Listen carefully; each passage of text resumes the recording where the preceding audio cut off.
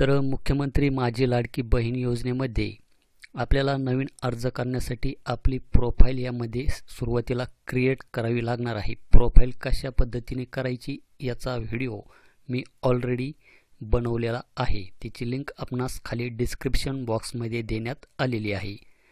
तर मित्रांनो, नवीन अर्ज करण्यासाठी आपल्याला इथे ॲप्लिकंट ऑफ मुख्यमंत्री माझी लाडकी बहीण योजना याच्यावर क्लिक करायचे आहे।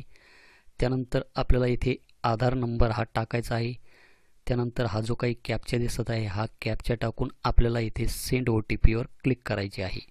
आणि यामध्ये ज्या महिलेचे आधार कार्डला मोबाईल नंबर लिंक असतील अशाच महिलांचे अर्ज आपण या पोर्टलमधून करू शकता।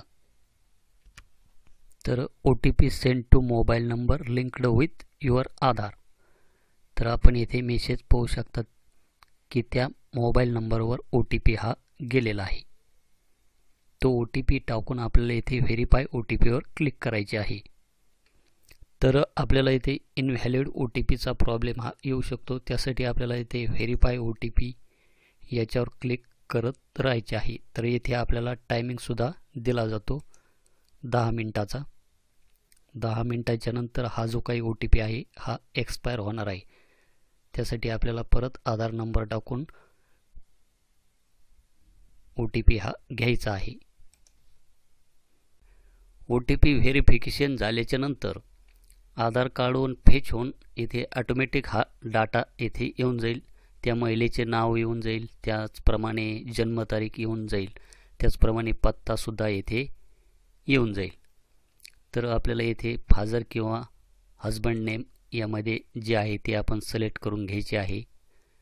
तर मी इथे हजबंड केलेले आहे। त्यानंतर आपल्याला इथे हजबंड नेम टाकून घ्यायचे आहे। त्यानंतर मेडन नेम ऑफ वुमन, महिलेचे लग्नापूर्वीचे नाव आपण इथे टाकू शकतात किंवा ते कंपल्सरी नाही। जे काही रेड स्टार मार्क आहे ती माहिती भरवणे आपल्याला कंपल्सरी आहे। त्यानंतर मॅरिड स्टेटसमध्ये मॅरिड आहे की अनमॅरिड आहे की विधवा आहे, जे असेल ते आपण यामधून सिलेक्ट करून घ्या।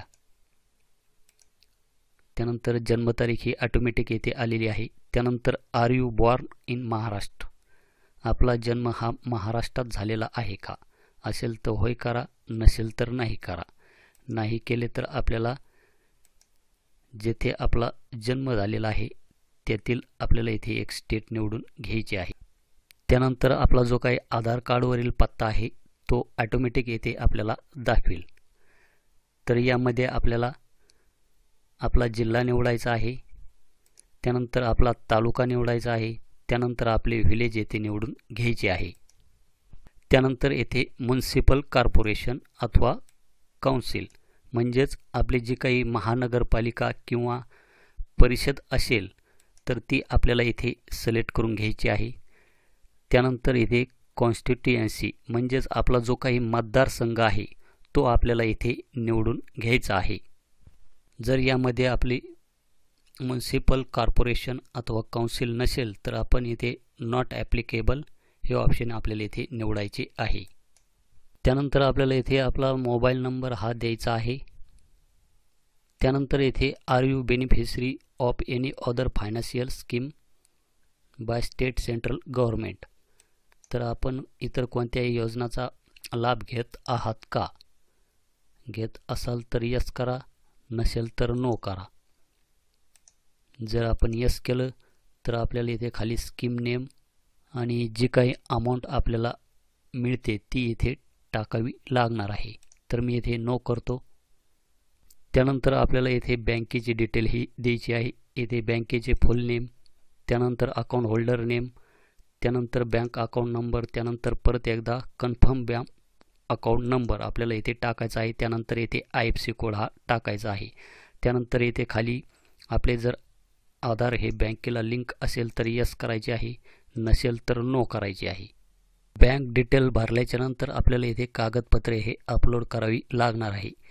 तर यामध्ये आपल्याला सुरुवातीला इथे डोमिसाईल सर्टिफिकेट, बर्थ सर्टिफिकेट किंवा स्कूल लिव्हिंग सर्टिफिकेट किंवा रेशन कार्ड जे काही 15 वर्षापूर्वीचे असेल किंवा वोटर कार्ड हे आपल्याला यापैकी कोणतेही एक डॉक्युमेंट इथे आपल्याला निवडायचे आहे आणि त्याची साईज 50 KB ते 5 MBच्या दरम्यान ही असायला हवी आणि JPG PNG आणि PDF फॉर्मॅटमध्ये आपण ती अपलोड करू शकता। आपल्याला अपलोड या टॅबवर क्लिक करून आपल्याला येथे डॉक्युमेंट अपलोड करून घ्यायचे आहे।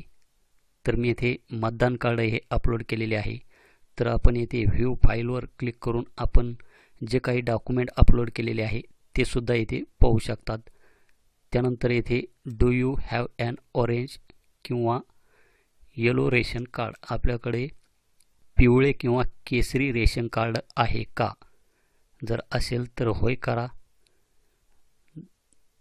आपण जर होय केलं तर आपल्याला येथे पहिली बाजू आणि त्यानंतर येथे जे काही पाठीमागील बाजू आहे ती येथे अपलोड करून घ्यायची आहे।